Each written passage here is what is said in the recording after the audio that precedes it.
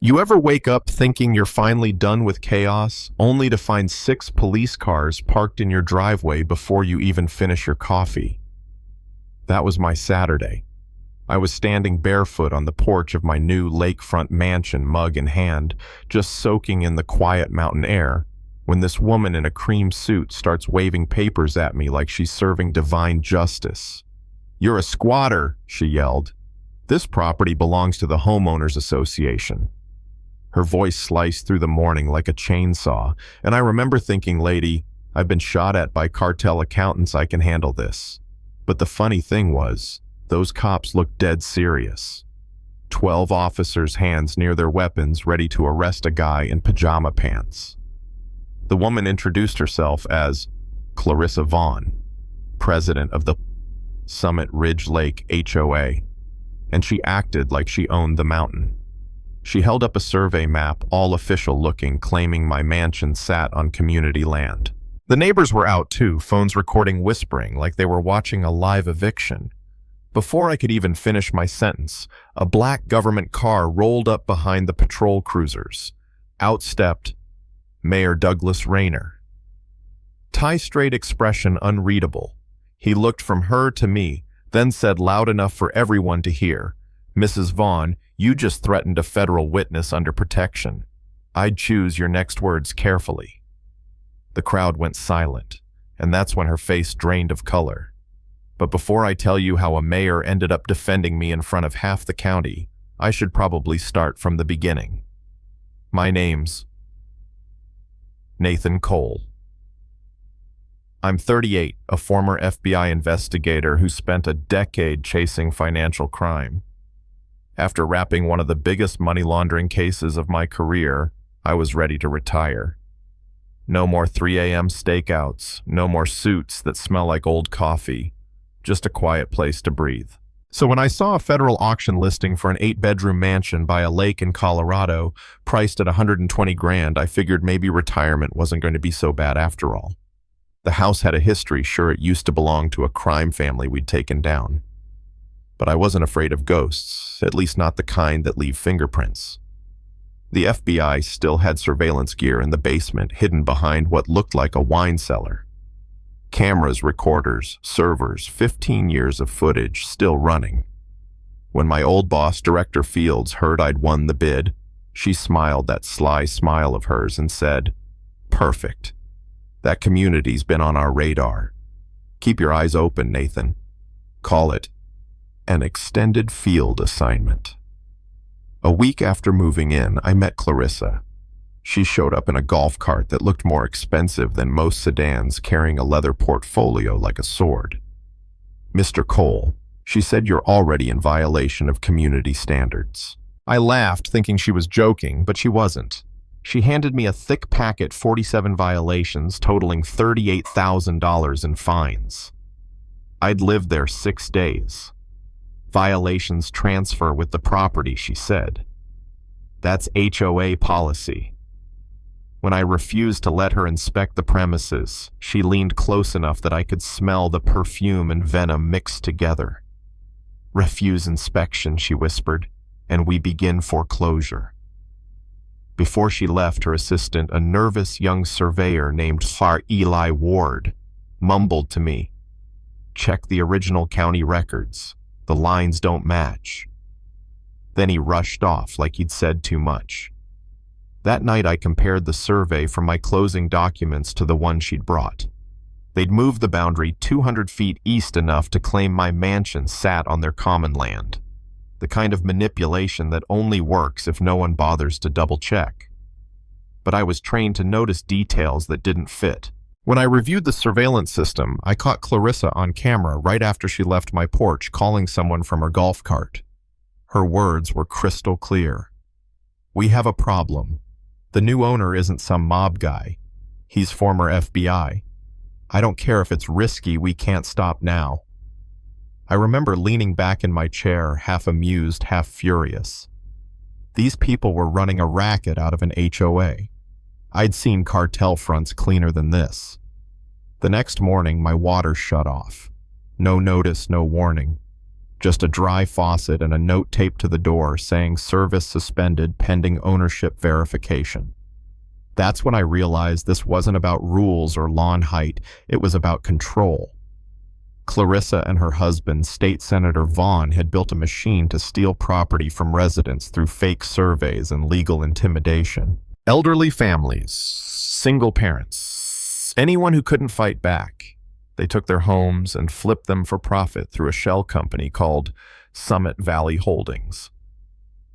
When I drove down to the county office, an old clerk named Marjorie helped me dig through records. Funny thing she said, sliding dusty folders across the counter. This same company's been filing emergency amendments on surveys all over the lake, approved by the same judge every time. Sure enough, Judge Reynolds, Clarissa's golfing buddy, had signed off on every one of them. Fraud wrapped in bureaucracy. That night, Eli came back to my mansion shaking like he'd seen a ghost.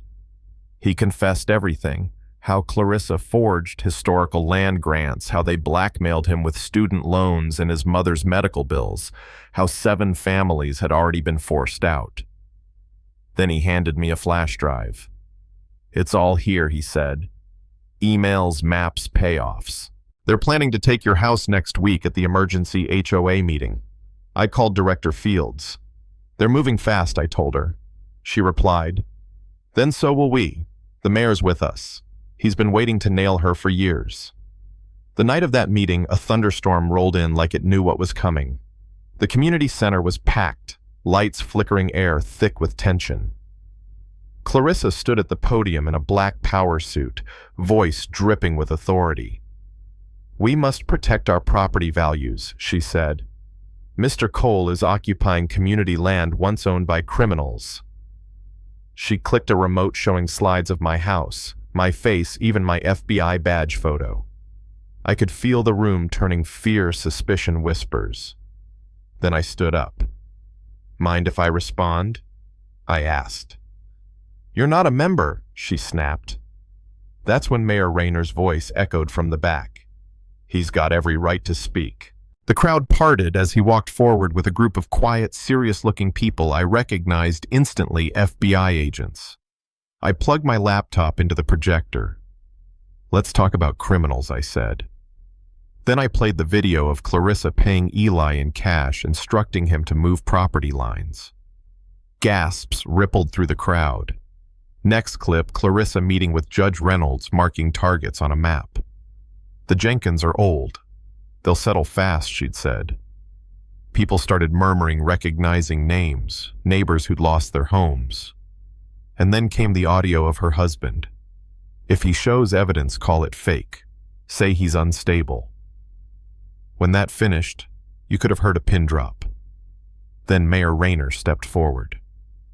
"Mrs. Vaughn," he said, "Judge Reynolds was arrested this morning for judicial corruption. You might want to put your hands where I can see them." Clarissa's eyes went wide and the room erupted, neighbors shouting, some crying, others clapping.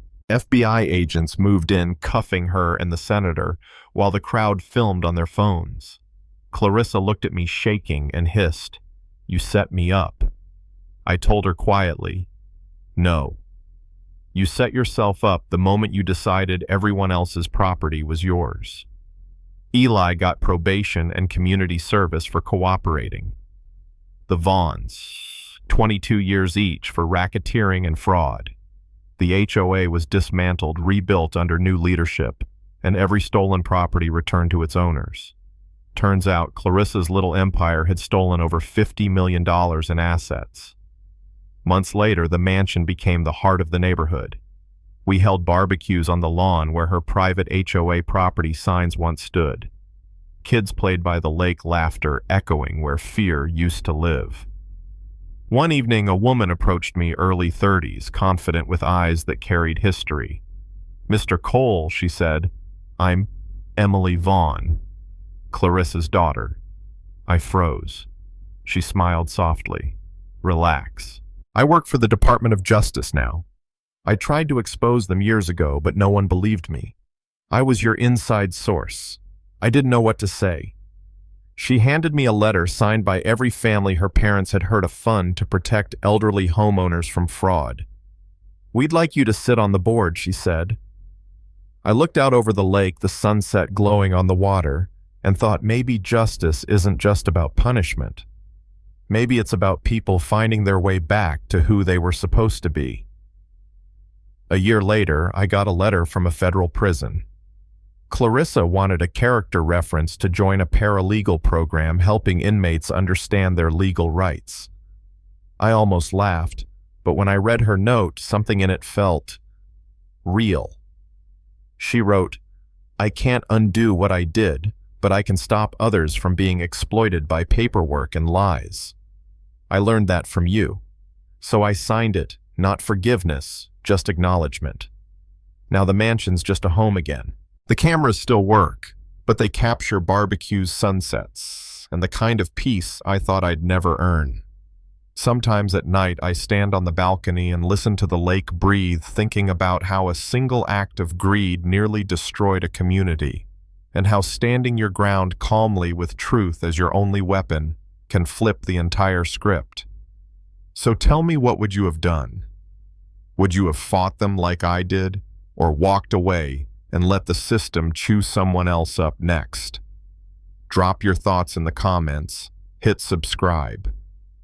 If you believe in standing up to power, and maybe, just maybe, we can make sure no one else ever gets pushed off their own land again.